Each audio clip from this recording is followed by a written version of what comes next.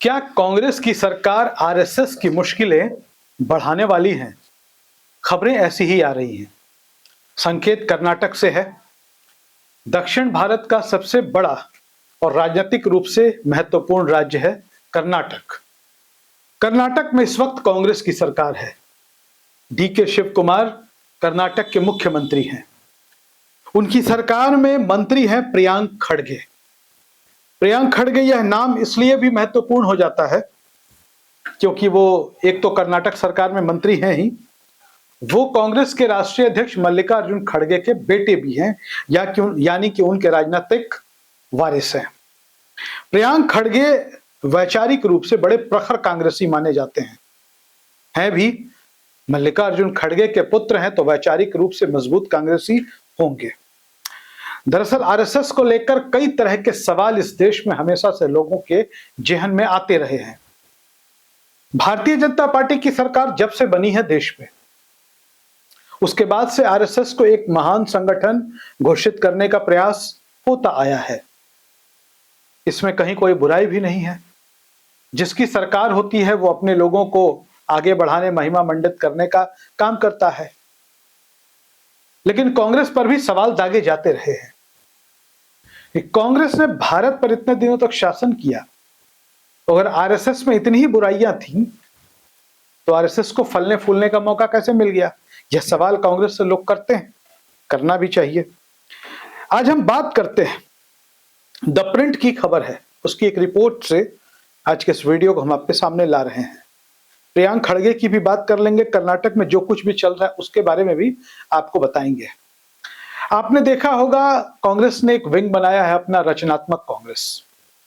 राहुल गांधी वहां मंच पर जाते हैं और बड़े निर्मम तरीके से आरएसएस को, बीजेपी को, उनकी विचारधारा, उनकी नीति, उनके सरकार के कामकाज को लेकर प्रहार करते हैं। कोई नई बात है नहीं, राहुल गांधी हमेशा से ऐसा करते हैं।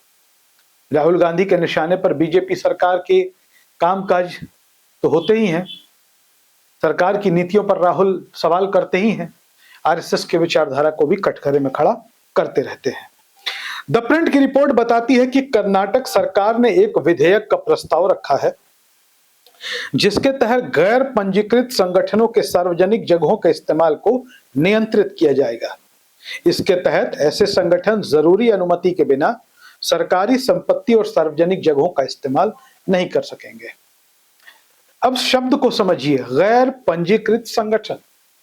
आरएसएस को लेकर यह बड़ा सवाल है और हमेशा कहा जाता है कि आरएसएस जो है उसका कोई पंजीकरण, कोई रजिस्ट्रेशन नहीं है। एक तरफ तो आरएसएस को विश्व का, भारत का सबसे बड़ा संगठन बताया जाता है। यह कहा जाता है कि संघ से निकले स्वयंसेवक आज भारत में बड़े बड़े पदों पर आसीन हैं, और ऐसी स्थिति में उसका पंजीकरण नहीं होना ये कई सवाल तो खड़े करता ही है। लेकिन ये कर्नाटक सरकार के विधेयक पर हम बात कर लें कि गैर पंजीकृत संगठनों के सार्वजनिक जगहों के इस्तेमाल को नियंत्रित किया जाएगा। मतलब कोई ऐसा संगठन जिनका कोई रजिस्ट्रेशन नहीं है, ऐसा संगठन जिनका कोई कागज, कोई दस्तावेज नहीं है, सार्वजनिक संपत्ति का इस्तेमाल और सरकारी संपत्ति का इस्तेमाल बिना जरूरी अनुमति के नहीं कर सकेंगे। द प्रिंट आगे कहता है कि कांग्रेस की अगुवाई वाली सरकार का यह कदम सत्तारूढ़ पार्टी यानी कांग्रेस और आरएसएस जैसे संगठनों के बीच बढ़ते टकराव को और बढ़ाता है, और यह कह रहा है कि आरएसएस की दक्षिणी राज्य कर्नाटक में काफी मौजूदगी है। दरअसल आपको बता दें कि कर्नाटक में भले ही इन दिनों कांग्रेस की सरकार है, लेकिन कर्नाटक में कई बार भारतीय जनता पार्टी की सरकार भी बन चुकी है। और दक्षिण भारत के हिसाब से, लिहाज से देखें तो कर्नाटक एक ऐसा राज्य है जहां पर आरएसएस की मजबूत उपस्थिति है। आरएसएस की मजबूत उपस्थिति है, इसी वजह से वहां पर बीजेपी की सरकार भी बन चुकी है।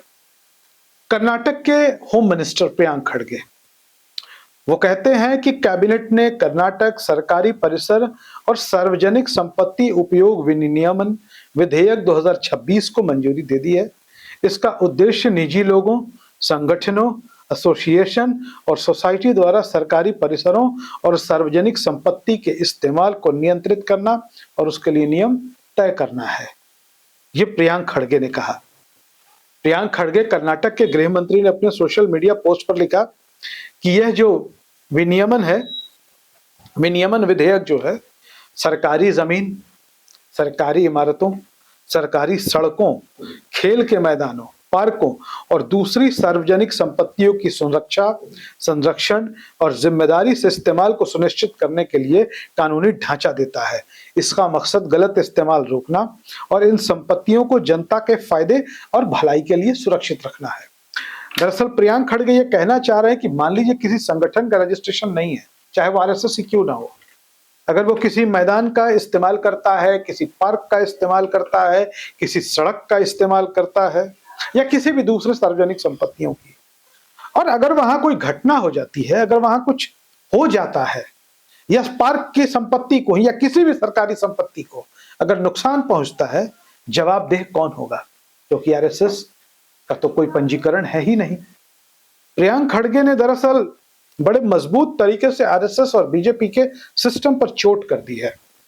प्रियांक खड़गे ने कहा कि सरकार इस विधेयक का इस्तेमाल किसी संस्था या संगठन को निशाना बनाने के लिए नहीं कर रही है। उन्होंने कहा कि हर कोई यह क्यों सोच रहा है कि किसी खास संस्था, एसोसिएशन, संगठन, सोसाइटी, क्लब, यूनियन, सिंडिकेट या एनजीओ को रोकने या उस पर पाबंदी लगाने के लिए मुझे समझ नहीं आता। ये प्रियांक खड़गे कह रहे हैं। आपको बता दें कि आरएसएस के सबसे बड़े आलोचकों में से एक प्रियांक खड़गे ने कहा कि सरकार विधानसभा के चल रहे मानसून सत्र में, आपको पता ही है देश के अलग अलग विधानसभाओं में, लोकसभा में तो समाप्त हो गया, मानसून सत्र चल रहे हैं अपनी अपनी टाइमिंग के हिसाब से। तो उन्होंने कहा कि इस मानसून सत्र में विधेयक को पेश करने की योजना बना रही है। प्रस्तावित विधेयक की जानकारी अभी सामने नहीं आई है। हालांकि ये 10 महीने पहले हुए एक विवाद के बाद हुआ था। बता दें आपको कि 19 अक्टूबर 2025 को खड़गे जो है, प्रियांक खड़गे, वो कलाबुर्गी विधानसभा सीट से जीत कर आते हैं। चितापुरकी में आरएसएस की प्रस्तावित रैली, खड़गे के विधानसभा क्षेत्र चितापुर में, माफ करेंगे कलाबुर्गी उसके अंतर्गत आने वाला एक इलाका है। चितापुर में आरएसएस की प्रस्तावित रैली को कानून व्यवस्था से जुड़ी चिंताओं के कारण रोक दिया गया। फिर आरएसएस ने एक याचिका दायर की और अदालत ने अधिकारियों को आवेदन की दोबारा समीक्षा करने और 2 अक्टूबर तक रिपोर्ट देने को कहा। फिर आरएसएस और कांग्रेस, जिनकी सरकार है, काफी एक दूसरे के बीच तीखी बहस हुई। आपको बता दें कि आरएसएस और बीजेपी दोनों एक ही हैं। कहा जाता है कि सांस्कृतिक संगठन, मातृ संगठन, ये सब कहने की बातें हैं। आरएसएस के लोग बीजेपी के लिए ही काम करते हैं। बता दें कि आरएसएस बीजेपी का वैसे तो वैचारिक संगठन है और कर्नाटक में बीजेपी ही मुख्य विपक्षी पार्टी है। ऐसे में जो है ये जो विवाद है ये होना ही था। इसके बाद आपको बता दें कि आरएसएस को अदालतों और टैक्स अधिकारियों ने कानूनी तौर पर व्यक्तियों के समूह के तौर पर मान्यता दी है। उस वक्त आरएसएस प्रमुख मोहन भागवत ने कहा था, हमें छिपाने के लिए हमारे पास कुछ नहीं है। कई संस्थाएं और पारंपरिक संगठन ऐसे हैं जो रजिस्टर्ड नहीं हैं। हम सार्वजनिक तौर पर काम करते हैं, लोगों को अपने काम को समझने के लिए बुलाते हैं और अपनी गतिविधियों को लेकर पारदर्शी हैं। इस तरह की राजनीतिक चालें हमारे लिए नई नहीं है। खैर, आपको बता दें कि प्रियांक खड़गे ने आरएसएस की स्थिति पर, ऐतिहासिक रिकॉर्ड पर कई सवाल खड़े किए हैं, लेकिन जिस तरीके से सरकार ये विधेयक ला रही है, हम एक बार फिर से आपको बता दें, गैर पंजीकृत संगठनों का सार्वजनिक जगहों के इस्तेमाल को नियंत्रित करने का ये कहा जा रहा है, ये सीधे सीधे आरएसएस को चुनौती है और आरएसएस की गतिविधियों को इससे बड़ा झटका लगेगा। आप क्या सोचते हैं इस विषय पर? अपनी राय जरूर रखिए। धन्यवाद।